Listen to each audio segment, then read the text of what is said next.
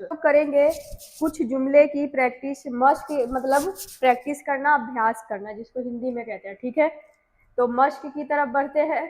तो उसमें मश्क में देखिए कि बहुत ही अच्छा एक जुमला आया है, लाइन, सेंटेंस, जो भी कह लीजिए। कि पहला जुमला है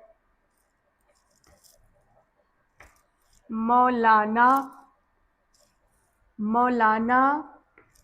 अबुल कलाम। अबुल कलाम जो हम लोग जैसे में किए थे ना रूल नंबर 1 में, जिसमें लाम की आवाज आई थी, अलिफ साइलेंट था। तो अबुल कलाम का जो पूरा नाम है वो लिखेंगे पहले, मौलाना अबुल कलाम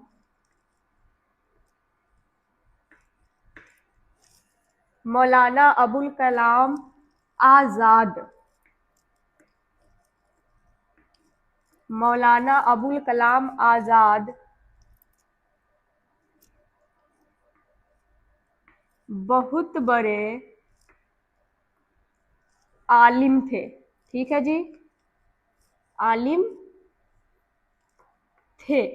अब जो अबुल कलाम था उसको हम लोग क्या कर दिए हैं, जुमलों में इस्तेमाल कर दिए हैं।